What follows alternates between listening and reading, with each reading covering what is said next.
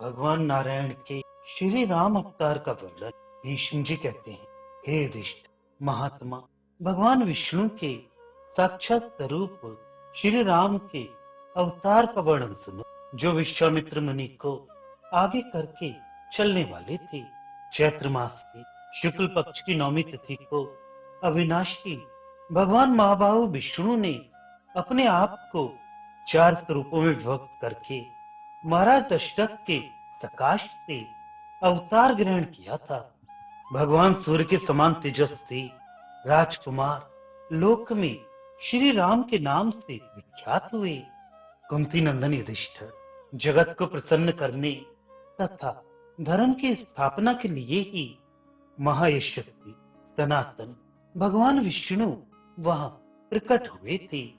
मनुष्यों के स्वामी भगवान श्री राम को साक्षात सर्वभूतपति श्री हरि का ही स्वरूप बतलाया जाता है। भारत उस समय विश्वामित्र के यज्ञ में विघ्न डालने के कारण राक्षस सुबाहु श्री रामचंद्र जी के हाथों मारा गया और मारीच नामक राक्षस को भी बड़ी चोट पहुंची।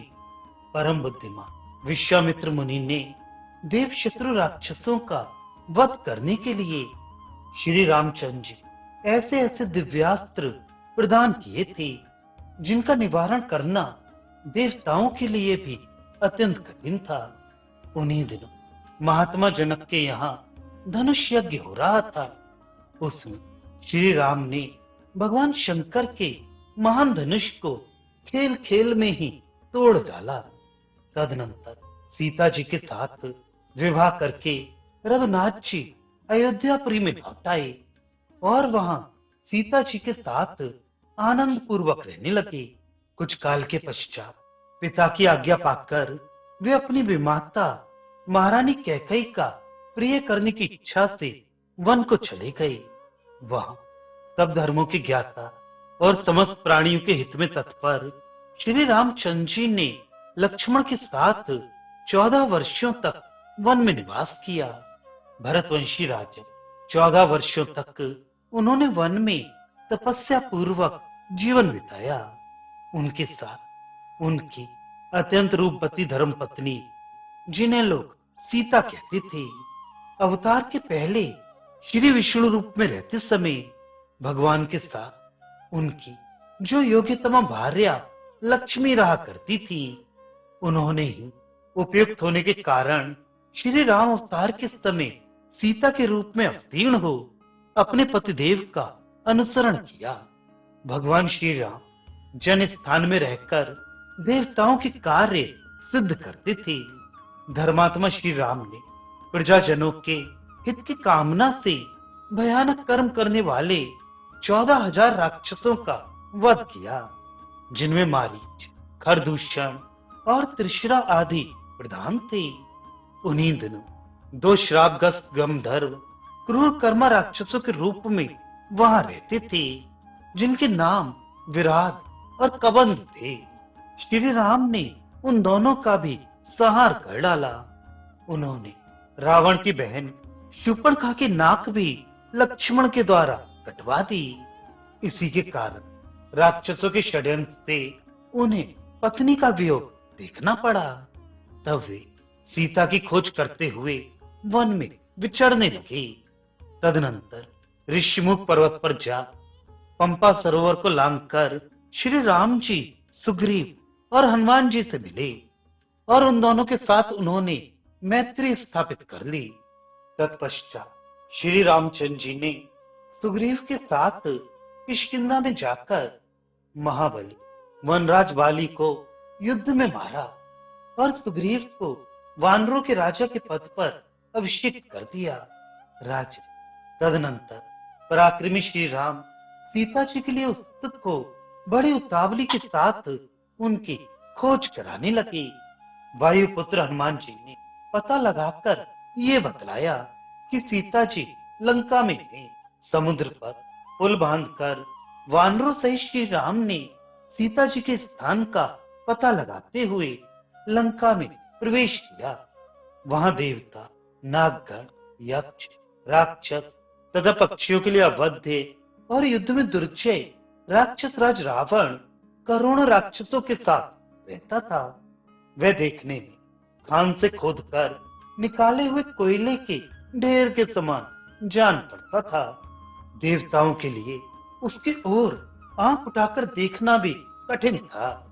ब्रह्मा जी से वरदान मिलने से उसका घमंड बहुत बढ़ गया था। श्री राम त्रिकुल लोकी के लिए कंटक रूप महाबली विशालकाय वीर रावण को उसके मंत्रियों और वंशियों सहित युद्ध में मार डाला। इस प्रकार संपूर्ण भूतों के स्वामी श्री रघुनाथ जी ने प्राचीन काल में रावण को सेवकों सहित मारकर लंका के राज्य पर राक्षसपति महात्मा विभीषण का अभिषेक करके उन्हें वहीं अमृत प्रदान किया।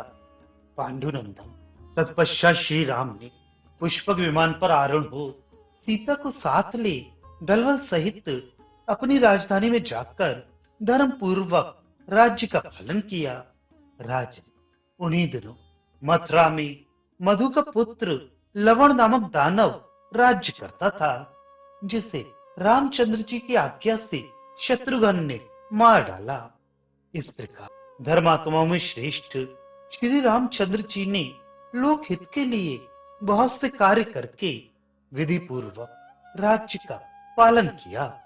उन्होंने 10 अश्वमेध यज्ञों का अनुष्ठान किया और सरयू तट के जारदी प्रदेश को विघ्न बाधाओं से रहित कर दिया। श्री रामचंद्र जी के शासन काल में कभी कोई अमंगल की बात नहीं सुनी गई। उस समय प्राणियों की अकाल मृत्यु नहीं होती थी। किसी को भी धन की रक्षा आदि के निमित्त भय प्राप्त नहीं होता था। संसार के जीवों को जल और अग्नि आदि से भी भय नहीं होता था। विधवाओं का करुण क्रंदन सुना नहीं जाता था तथा स्त्रियां अनाथ नहीं होती थी। श्री रामचंद्र जी राज्य शासन काल में संपूर्ण जगत संतुष्ट था। किसी भी वर्ण के लोग वर्ण संकर संतान नहीं उत्पन्न करते थे। कोई भी मनुष्य ऐसी जमीन के लिए कर नहीं देता था जो जोतने बोने के काम में ना आती हो। बूढ़े लोग बालकों का अंत्येष्टि संस्कार नहीं करते थे। उनके सामने ऐसा अवसर आता ही नहीं था। वैश्य लोग क्षत्रियों की परिचर्या करते थे और क्षत्रिय लोग भी वैश्यों को कष्ट नहीं होने देते थे। पुरुष अपनी पत्नियों की अवहेलना नहीं करते थे और पत्नियां भी पतियों की अवहेलना नहीं करती थीं। श्री रामचंद्र जी राज्य शासन करते समय लोक में खेती की उपज कम नहीं होती थी।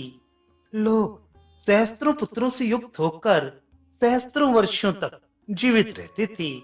श्री राम के राज्य शासन काल में सभी प्राणी निरोग थे। श्री रामचंद्र जी के राज्य में इस पृथ्वी पर ऋषि देवता और मनुष्य साथ साथ रहते थे। राजन भूमि पर श्री रघुनाथ जी जिन दिनों सारी पृथ्वी का शासन करते थे उस समय उनके राज्य में सब लोग पूर्णतः तृप्ति का अनुभव करते थे।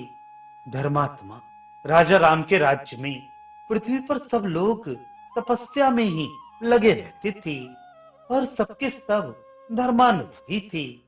श्री राम के राज्य शासन काल में कोई भी मनुष्य अधर्म में प्रवृत्त नहीं होता था। सबके प्राण और अपान समवृत्ति में स्थित थे। जो पुराण वेत्ता विद्वान हैं वे इस विषय में ये गाथा गाया करते हैं। भगवान श्री राम की अंग कांति श्याम है, युवावस्था है, उनके नेत्रों में कुछ कुछ लाली है। वे गजराज जैसे पराक्रमी हैं। उनकी भुजाएं घुटनों तक लंबी हैं। मुख बहुत सुंदर है, कंधे सिंह के समान हैं और वे महान बलशाली हैं। उन्होंने राज्य और भोग पाकर 11,000 वर्षों तक इस पृथ्वी का शासन किया। प्रजाजनों में राम राम राम इस प्रकार केवल राम की ही चर्चा होती थी। राम के राज्य शासन काल में ये सारा जगत राममय हो रहा था। उस समय के द्विज ऋग्वेद, यजुर्वेद और सामवेद के ज्ञान से शून्य नहीं थे। इस प्रकार मनुष्यों में श्रेष्ठ श्री रामचंद्र जी ने दंडकारण्य में निवास करके देवताओं का कार्य सिद्ध किया। पहले के अपराधी पुलस्त नंदन रावण को, जो देवताओं, गंधर्वों और नागों का शत्रु था, युद्ध में मार गिराया। इक्ष्वाकु कुल का अभ्युदय करने वाले महाबाहु श्री राम महान पराक्रमी, सर्वगुण संपन्न और अपने तेज से दैदीप्यमान थे। वे इसी प्रकार सेवकों सहित रावण का वध करके राज्य पालन के पश्चात साकेत लोक में पधारे। इस प्रकार परमात्मा दशरथ नंदन श्री राम के अवतार का वर्णन किया गया।